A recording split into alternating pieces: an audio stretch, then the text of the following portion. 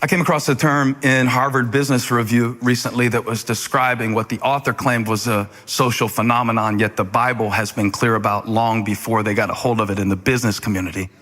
He was talking about how employees are now, rather than leaving their jobs, withdrawing their hearts. And he called it the quiet quit. If you feel underappreciated and undervalued in the workplace, don't leave your paycheck or your benefits. Don't walk in the office, stand up on the desk, burn something, throw it in the trash can, light the place on fire, and go to jail.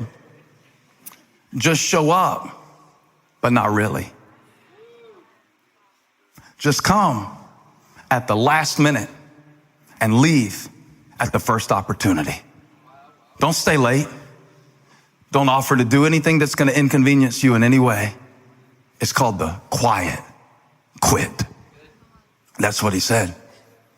He said that this is not only a trend that we now have a cute name for, but it is a human instinct that when I am giving to something where I do not feel I'm winning, that it may not happen all at once, and I may not announce it. I may not throw a party. This is my last day. Y'all can kiss my ring finger. This is going online, so I just say things in a certain way so it can be acceptable. It's called a quiet quit. A quiet quit. When Paul says in 1 Corinthians, and I'm going to illustrate this in just a moment, but first let me preach the principle, that God gives us the victory through our Lord Jesus Christ. That's the expectation. When he says in verse 58, therefore stand firm, let nothing move you. Always give yourselves fully to the work of the Lord. That is the exhortation. And I wonder, did God give me this word today called the gift of victory to someone who is in the middle of a quiet quit in your life? You have not announced that you are an atheist, and you don't plan to. You didn't change your bio on Instagram to IHateGod.com. But deep down in your heart, since you're not winning, it seems like the only logical response is to quietly quit trying. Because if I quit trying, then when I don't win, I'll understand why. If I quit trying, if I completely give in to the sin, I will no longer have to resist it. So I won't feel weak because I won't be fighting. If I lay down and die and quit trying to be a joyful, positive person and completely give in to the cynicism that tries to run the operating system of my life, I won't lose because I didn't show up. And if I take my ball and go home, if I take my belief and go home, the devil can't whip me, because if he can't find me, he can't beat me. So I'm going to hide behind excuses and pretend like I don't want it and settle for stuff that I used to struggle against. And I'm not going to announce it, because if I announce it, somebody might come get me and pull me out of it. So what I'll do, rather than announcing it, rather than quitting in a way that people can perceive, I will just show up in my body, but I will not be present in my mind. I will not bring my best. I will not bring my heart. I will not bring my ideas. I will not bring my playfulness. I will not bring who I really am, because if I don't bring who I really am, then you can't beat who I really am. I will hide behind the excuse that I don't want it anymore.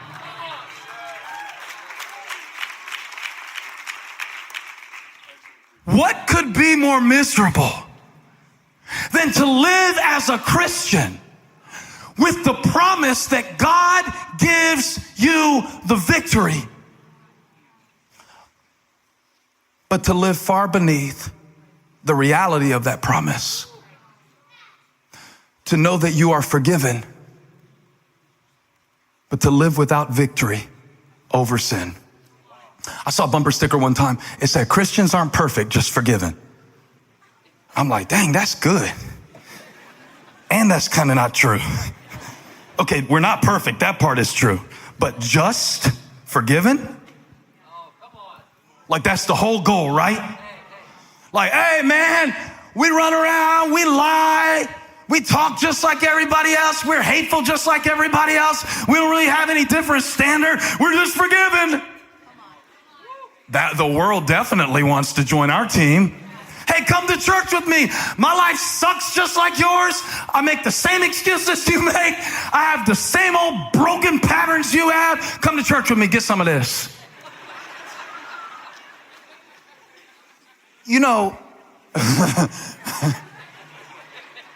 to be forgiven, but not to live in victory is misery. Because I know I'm supposed to be able to get over this. I know I'm supposed to be able to forgive this. I know I'm supposed to be able to say no to this. I know I'm supposed to be able to pray this away. I know I'm supposed to be better than this. I know I'm bigger than this petty offense. But I'm forgiven. So you think the whole goal for life is for God to just get you to fall into forgiveness and never get back up? And live in victory?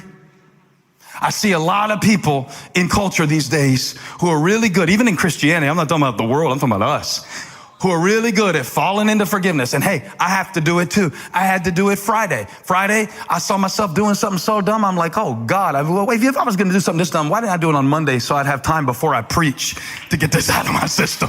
That's too close to preaching to be messing up like that. And I had to ask him, God, help me, help me. I got people coming to hear me talk and I'm an idiot. God, help me. I have to do that too.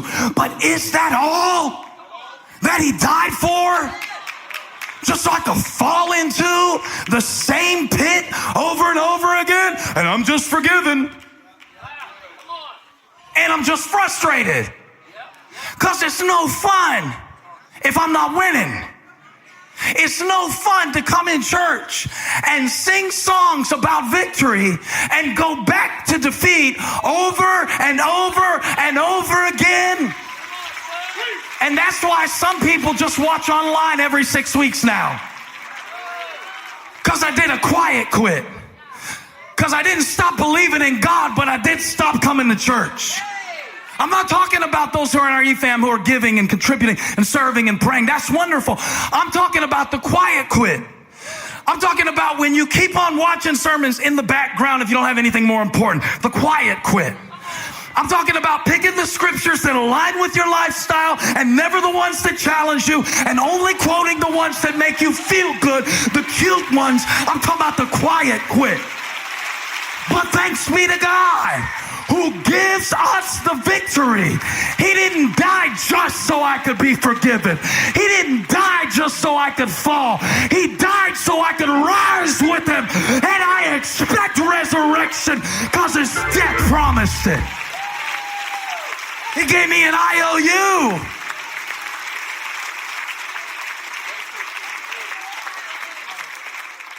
With him we rise.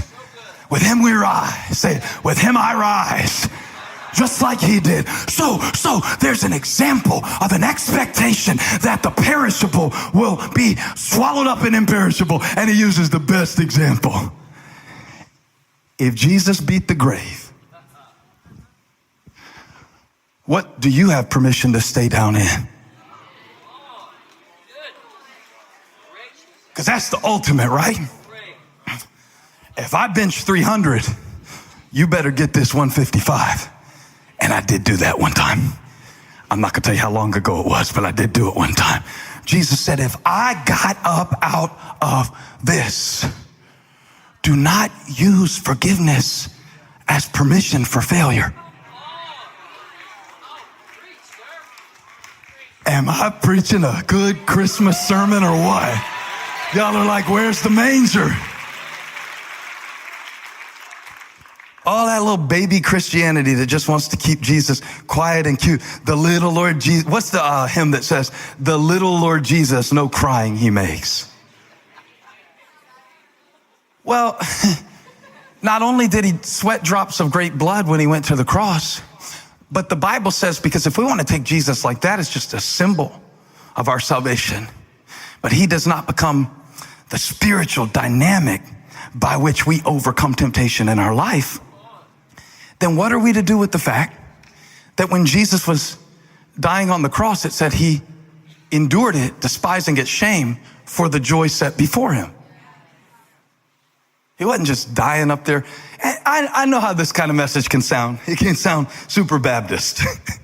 It's like, stop sinning. I'm not saying stop sinning. I'm saying stop stopping.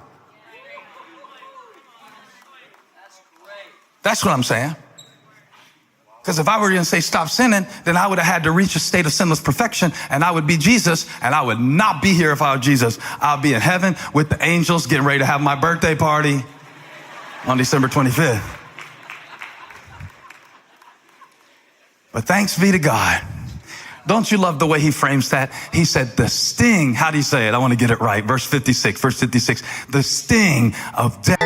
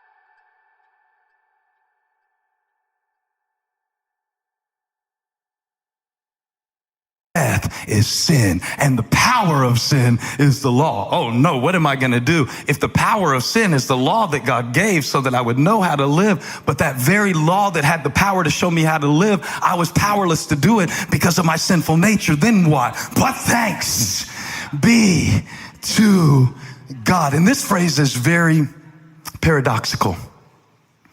Who gives us the victory? Which doesn't even seem to be